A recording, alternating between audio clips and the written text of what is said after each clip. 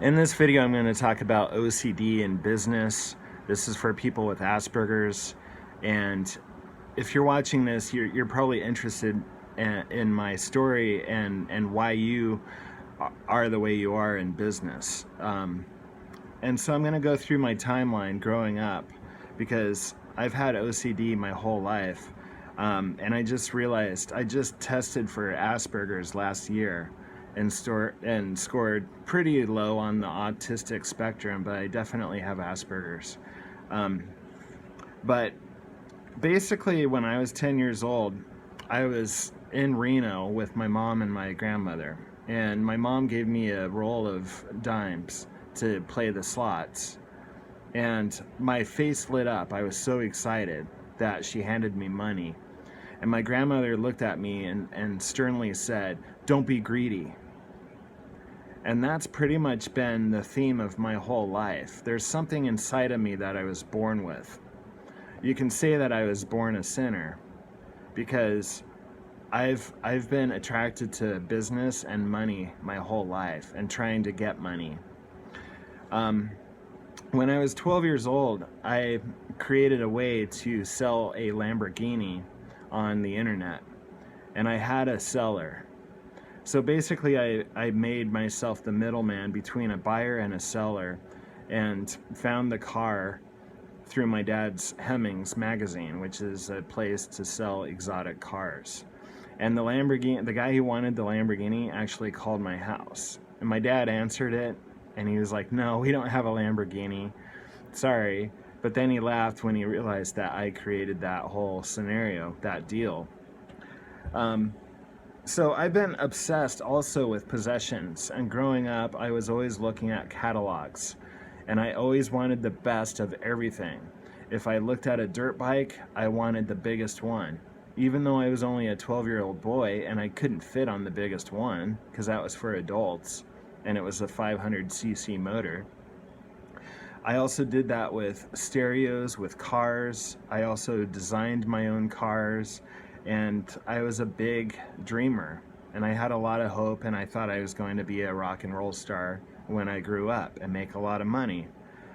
I was also obsessed with fireworks. I had a little bit of a pyro inside of me, and instead of lighting off the fireworks, I got more enjoyment buying them and just lining them up on my floor and taking pictures of them because I loved the labels and the colors on the fireworks more than lighting them off. But there were times I actually saved fireworks after they had been lit off because they just looked like empty rocket shells, and I thought that was exciting as well. I've been pretty much competitive and jealous my whole life, and when I didn't get my way growing up, I would just quit. And I did that in school and in my personal life as well. I remember one time my dad was trying to play softball with me, and the ball hit my mouth, and I had got a bloody lip. And I stopped playing instantly, and we never played again. So there was this all or nothing dynamic in my life. I would give it my all, and then if something didn't work out, I would quit and I would walk away. Later on, my dad and I butted heads so much, I gave him the silent treatment from the ages of 16 to 18 until he finally kicked me out. I still wanted to be a rock and roll drummer, and I had a drum set, but later on, alcohol took away my dreams of being a rock and roll drummer. So when I laser focused on things, I gave it my all, and if it didn't work out, I would abandon it usually. But when I laser focused on something, things grew. My creativity excelled, and I would obsess about it day and night. But like I said, I became a drunk for 20 years. But when I got sober, I realized that I still had some of those obsessions with business, and I wanted to make money more than ever. So when I finally got sober, I created a blog. I wrote a couple ebooks, uploaded them to Amazon, and I started a network marketing business. And I laser focused on those things and actually made money as an introvert in an extroverted profession that of network marketing. But I was always pissed off in my network marketing business because I got addicted to generating leads.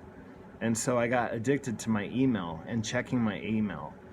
And there was a time when I was getting 20 to 50 leads a day, and I got a little dopamine hit every time I got a new email. And then I got addicted to Twitter and Facebook, mainly Twitter. And I would look at it every single day, every hour. So I'd be looking at my inbox, then my Facebook, then my Twitter every hour. And then I would log into my dashboard in my network marketing business and look to see if anyone signed up on my team. So I was getting very obsessed with my new business, and I still wanted to make a lot of money. And I was so mad because I just wanted to make money, but people kept bugging me and asking for advice on how to grow their business. Because it was network marketing, I built an organization, but I wanted them to just order and then leave me alone. And I wanted them to know what I knew about building businesses. But I was still a very self-centered person. Even though I was sober, I still had a lot of self-centered, competitive edginess to me. So even when I got a little success in business, I wasn't happy. I always wanted more. If I made $5,000 a month, I wanted more. If I made $8,000 a month, I wanted more. It seems like I got more irritated the more money I got. So it turned against me, and I eventually lost my team and I lost the income. And so the last year and a half, I have been humbled every single day. I still try to get dopamine from my email, but there's no emails. I can still laser focus on things and make them grow, but I have to do it from my heart, and that's really hard to say. Of course I want to help people. I want to help people get sober. I want to help people find God. I want to help people that have Asperger's or autism. So I have more of a purpose now, but there's still a little part of me that gets very laser focused on the wrong things, trying to make money. And ironically, when you want to you've probably heard this, when you focus on just making money, you won't make any. So you have to focus on your passion and what your gifts are, and not worry about the money. The money is a byproduct of your gift. And giving, once you give, you will get back. That is the law of the universe. So I would give a little, and I would get back a little. But then I would get obsessed with the money, and I would lose it. And that's been my life. I had an energy healer one time tell me that my aura, basically the theme of my aura, was I tried, but I failed. So instead of just being a statistic in network marketing, like 95% of other people, I rebuilt my brand and started Asperger's and Addiction, which is also my blog. My blog is called addictionfreed.com, and I have this YouTube channel and 3 other YouTube channels. But they're basically all to help others. And I'm helping myself as I help you. I'm learning as I go. And every single day I have to take a deep breath, and I have to relax, and I have to remember that I'm doing this for a higher power. I'm not doing this to make money anymore. Because having OCD in business is so exhausting. In fact, right now I have my screen open on my laptop, and I'm looking at my visits on my YouTube channels. And then I'll go over and I'll look at my dashboard in my network marketing business. Then I'll go over and I'll look at my blog stats. But I know that I have improved.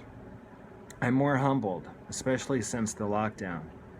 And I crave to connect with people more than making money. I want to connect with people, like-minded people, people that have Asperger's, people that have addictions, people that want to find God or a higher power. They want to make sense of this world. And I can honestly say that I'm ready to help. Instead of a couple years ago, I'm like, where's the money? Because I want to go to a hotel for 3 days and eat a bunch of junk food. Things are a lot different than 2018 when I made 6 figures almost with network marketing. So in business, you have to ride the waves. There's peaks and valleys. There's ups and downs. It's a roller coaster, especially if you work from home and you're your own boss. You have to set your own schedule. You have to pace yourself. If you have Asperger's and you get laser focused and obsessed with business, you can easily spend 14 hours a day on your laptop just staring at your business. I know, I've done it.